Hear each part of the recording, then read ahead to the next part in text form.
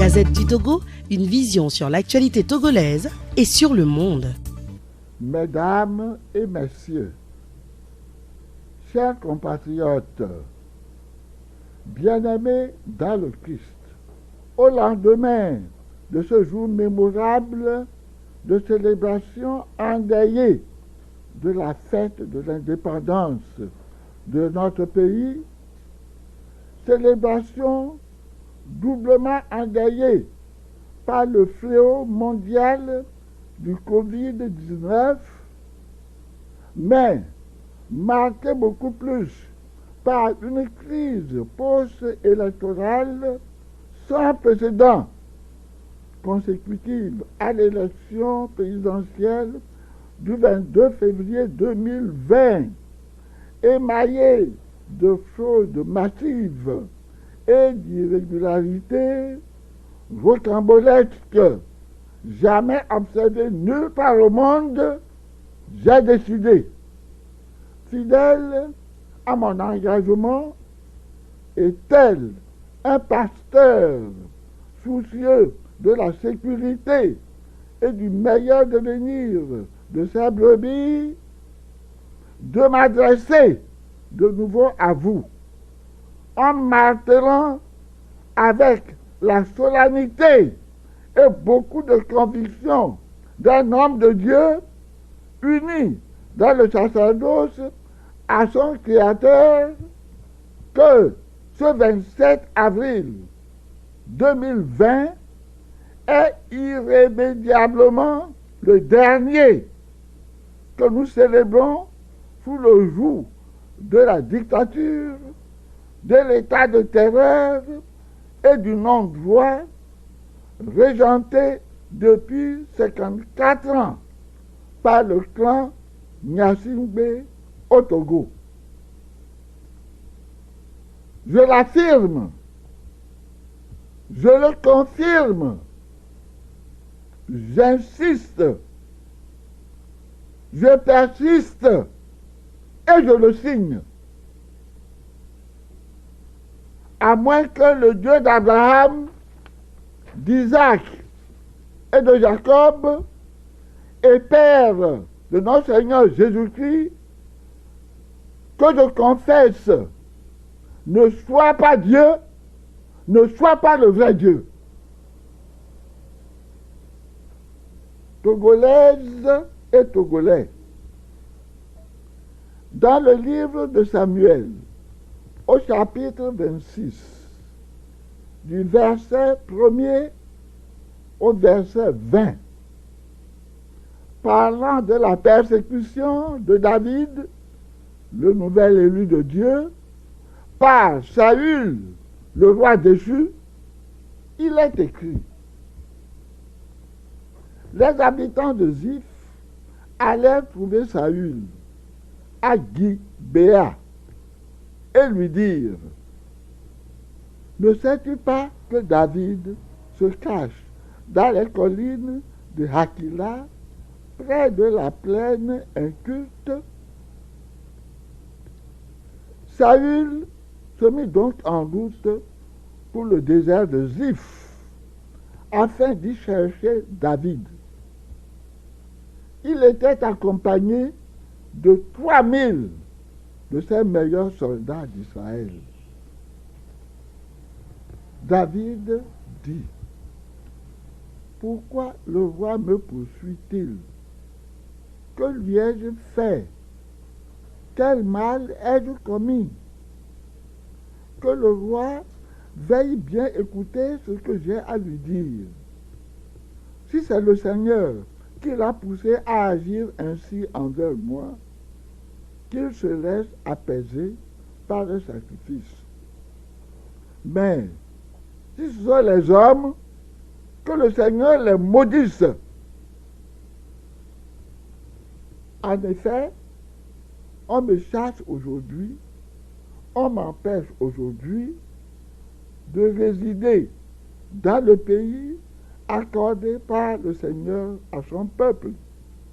Et c'est comme si on disait: va adorer d'autres dieux. Mais moi, Je ne veux pas mourir loin de la présence du Seigneur. Pourquoi le roi s'est-il mis en campagne contre moi? Une simple puce. Pourquoi me pourchasse-t-il comme on chasse une perdrix dans les montagnes?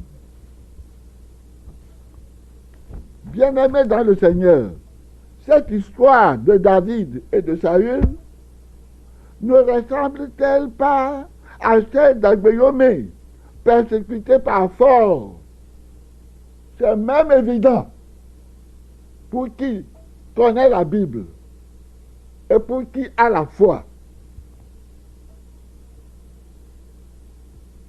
Comme Fonya Singbe et Adema l'avaient affirmé au lendemain de l'attentat de Sarakawa, je reprends à sa suite aujourd'hui cette phrase. Un coup isolé n'arrête jamais le combat. Le pouvoir de Fonya Singbe tente son ultime coup de force contre le président démocratiquement élu, Dr Gabriel Agbeyomé Vincent Kodjo, et ses proches collaborateurs, Marc Monzi, mon assistant personnel, ou plutôt mon assistant providentiel, ainsi que plusieurs jeunes de la dynamique, dont certains sont déposés en prison. Après plusieurs tentatives d'enlèvement avortées de notre président nouvellement élu, j'ai décidé, pour le protéger, d'élire domicile chez lui et que quiconque serait tenté de lui faire du mal devait marcher sur mon cadavre avant de l'atteindre. Depuis cette date, c'est un véritable enfer auquel sont soumis cette famille et l'ensemble des habitants du quartier Forever par une occupation militaire incompréhensible et inacceptable. Le comble de cette barbarie est arrivé ce 21 avril 2020, où, en ma présence, le président démocratiquement élu fut enlevé sans mandat d'amener, avec une rare violence qui n'a pas épargné sa famille, soumise à des scènes de torture et d'humiliation inimaginables, sans oublier le saccage délibéré de son domicile. Je veux saluer leur courage et leur demander de demeurer fermement dans la foi en Dieu qui ne déçoit jamais. La veille de cette attaque contre le domicile du président, j'ai reçu une lettre de Monseigneur Bariga, contacté par un membre influent du gouvernement qui sollicitait mon avis pour une rencontre avec la dynamique qui porte mon nom. Aussitôt, j'ai réuni le Conseil des sages et le président élu démocratiquement pour prendre une décision. L'avis unanime dégagé est de répondre à la demande du gouvernement pour des échanges sur la situation post-électorale. Mais, sans aucun retour de la part de Monseigneur Bariga, nous fûmes surpris d'être encerclés dès 3 heures du matin par une horde de soldats puissamment armés qui investissait les maisons voisines pour un enlèvement nocturne. Ils réussiront vers 9 heures du matin à défoncer la porte d'entrée avec un char et des lancers de gaz lacrymogène pour neutraliser les jeunes qui gardaient le président. Ceux-ci seront tous conduits de force au SCRIC. Comment comprendre que le pouvoir qui demande une rencontre soit encore celui-là même qui envoie les forces de défense et de sécurité pour attaquer les protagonistes? Dans le déroulé de la procédure, alors que je m'étais rendu au SCRIC pour exiger la libération du président élu et de mon assistant providentiel, j'ai été surpris et outré d'apprendre que je devais comparaître au même titre que les accusés, sans considération aucune pour ma personne et la charge de l'Église que je porte. Je fus soumis sans pitié à une interrogatoire musclée dans les services d'investigation et de recherche de la gendarmerie en présence des hauts gradés de cette institution. Quel crime ai-je commis? Celui de la recherche du bien commun pour la protection des vulnérables, les droits humains et une meilleure répartition des richesses nationales entre ses fils et filles. C'est moi, Monseigneur Podro, en chair et en os, qui est envoyé en mission la coordination avec pour objectif la conquête de la victoire. Et j'ai participé moi-même à la campagne électorale.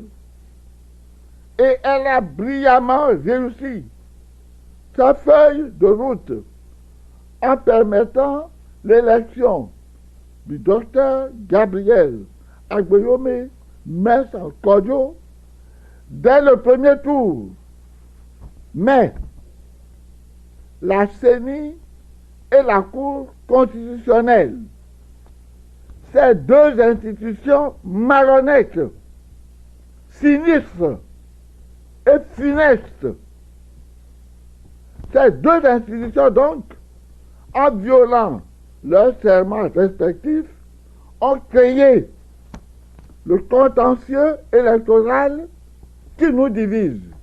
À ce niveau, je lance un appel renouvelé aux membres de ces deux institutions pour qu'elles disent la vérité au peuple qui, par son vote massif, a exprimé un choix péremptoire en faveur d'une personne et de son programme qui n'est pas celui qu'elles ont proclamé, contribuant ainsi à maintenir dans la servitude involontaire les populations qui, dans leur grande majorité, ont engendré le changement et l'alternance le 22 février 2020 dernier.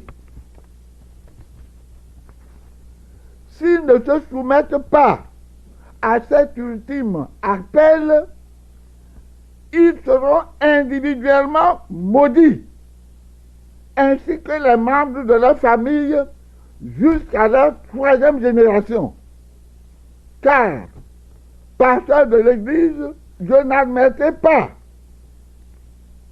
pour l'intérêt de la minorité pieuse, que le peuple, pour un quinquennat encore, soit soumis à une aggravation de la misère sur tous les plans. J'attends des membres de ces deux institutions, dans les meilleurs délais, le repentir et l'aveu public ou privé, pour que j'implore de Dieu à leur faveur le pardon, la rémission et l'absolution de cette malédiction. Sans cette démarche de vrai repentir, il reste maudit. À bon entendeur, salut. Mieux vaut tard que jamais. Que cette malédiction serve définitivement de leçon, une fois pour toutes, aux Togolais d'aujourd'hui et de demain. Dorénavant, que les agents de ces institutions de l'État togolais ne commettent jamais plus des fautes pareilles, identiques, analogues ou semblables.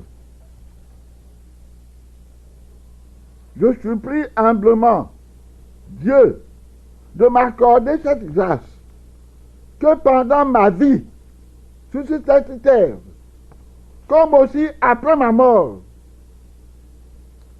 ces institutions d'État ou les organes qui les remplaceront tiennent au respect le plus strict, le plus sacré de la vérité des urnes, et que celui de leurs membres qui, par témérité, se rendra encore coupable de transgression de cette vérité, soit frappé de malédiction. D'ici, je voudrais, à ce stade de mon adresse, vous inviter à faire une nouvelle fois une excursion dans la Sainte Bible, ma boussole, à moi, pour méditer les paroles des Actes des Apôtres au chapitre 5 du verset 1 à 14. Un homme du nom d'Ananias, avec son épouse Saphira, vendit une propriété. Il détourna pour lui une partie du montant de la vente, de connivence avec sa femme, et il apporta le reste pour le déposer aux pieds des apôtres. Pierre lui dit: Ananias, comment se fait-il que Satan a envahi ton cœur pour que tu mentes à l'Esprit Saint, et que tu détournes pour toi une partie du montant du domaine? Tant que tu le possédais, il était bien à toi. Et après la vente, tu pouvais disposer de la somme, n'est-ce pas? Alors, pourquoi ce projet a-t-il germé dans ton cœur? Tu n'as pas menti aux hommes, mais à Dieu. En entendant ces paroles, Ananias tomba et il expira.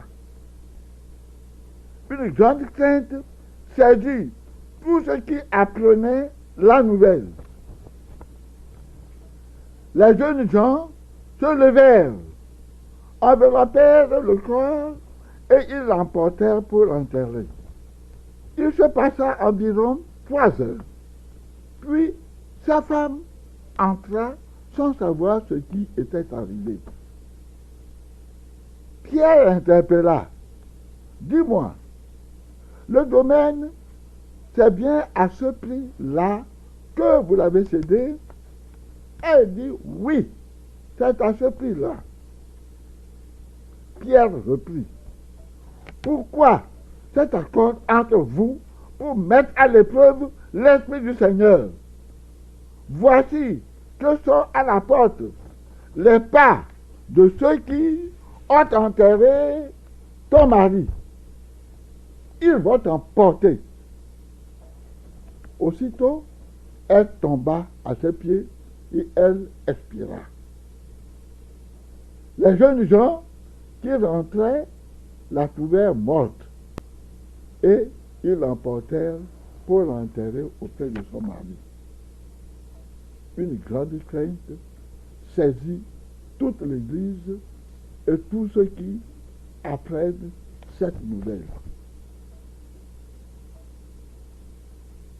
Cette exigence de vérité et de justice est un impératif cardinal, car un éminent membre de la hiérarchie du NIR a affirmé en substance au président Dr Gabriel Agbayome Mensah Kodjo le 25 février qu'il est le véritable vainqueur du scrutin du 22 février 2020 et que malheureusement, lui, Agbayome, ne dispose d'aucun moyen pour envoyer en prison les faussaires.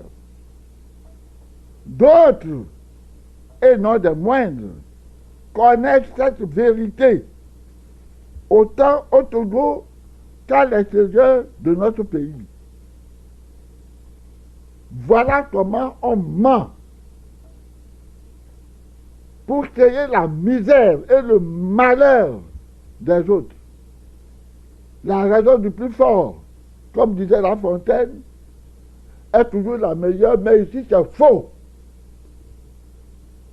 La malédiction que j'ai portée, c'est à la fille de Saint-Pierre. Par conséquent, elle se réalisera. Je demande donc aux membres de ces deux institutions responsables de nos malheurs de faire l'aveu public pour que j'implore du Seigneur le pardon et l'absolution de cette malédiction que j'ai portée sur eux. Je ne blague pas. Le peuple a trop souffert. Nous ne demandons que justice et cette quête de la vérité des urnes et non celle des officines. Et ceci ne peut conduire à des poursuites, à la mise à sac du domicile du président, à des scènes de violence et de traitements inhumains et dégradants, à des interpellations musclées et au recours immodéré à la violence de l'État et au siège permanent du domaine du vainqueur réel du scrutin du 22 février 2020. De ce qui précède et partant du principe qu'aucun contentieux électoral ne se règle par le recours à la violence et à des poursuites judiciaires dans le but de museler les contestataires, notamment les membres de la direction de la dynamique, je demande expressément que tous ceux qui sont privés de liberté dans le cadre de ce contentieux électoral soient rapidement libérés et que soient annulées les mesures restrictives de liberté prises par le doyen des juges d'instruction contre le président démocratiquement élu, le docteur Gabriel Mensah Agbayome Kodjo, Fulbert Atisso, le coordinateur général, Brigitte Johnson Adjemagbo, la porte-parole de la campagne de la dynamique, et Marc Mongy, mon assistant providentiel personnel. Je n'oublie pas, dans cette requête, le cas de M. Otto Apego, conseiller spécial du président chargé de la logistique de campagne, abusivement enlevé à son domicile nuitamment depuis plusieurs semaines. J'interpelle ici à nouveau mon fils Caïn, que dis-je, mon fils fort, afin qu'il m'écoute, au moins pour une fois, pour son bien et celui de l'ensemble du peuple togolais. Et je l'invite à passer le témoin au vrai vainqueur et pour la paix de sa conscience. Je répète, j'interpelle ici à nouveau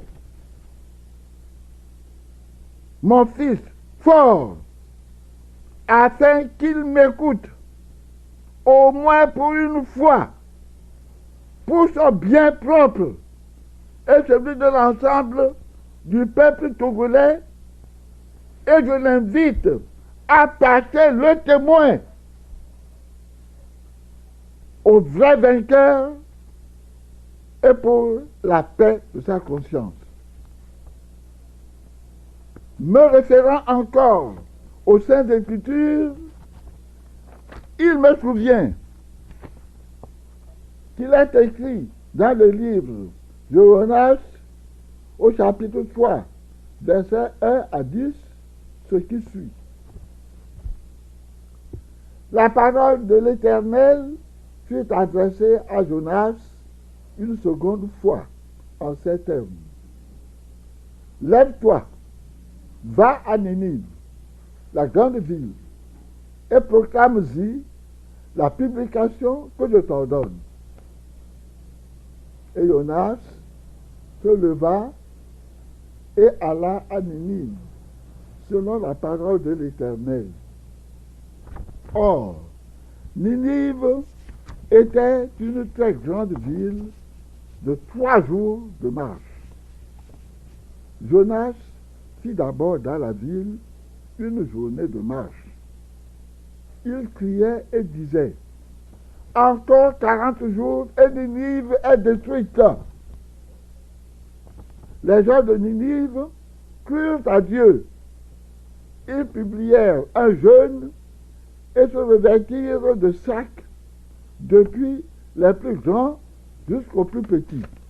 La chose parvint au roi de Ninive.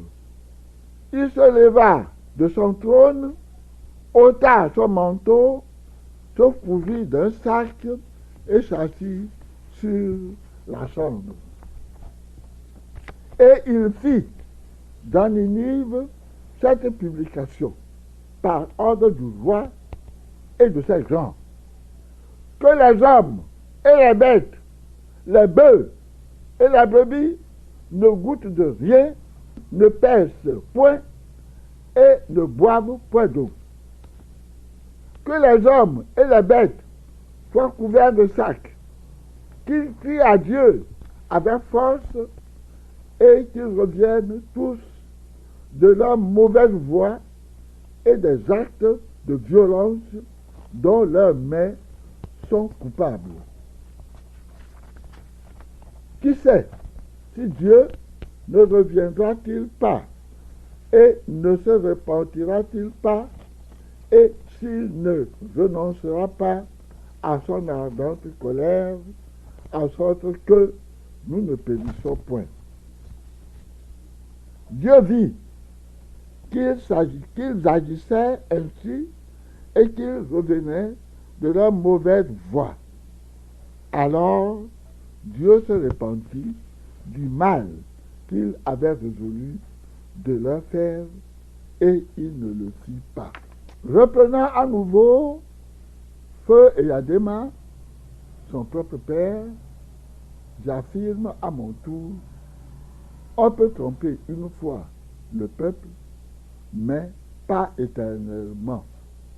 car le peuple n'est pas dupe. L'heure de l'alternance a sonné, et tous ceux qui s'y opposeront pour leur intérêt personnel seront exposés à la colère de Dieu.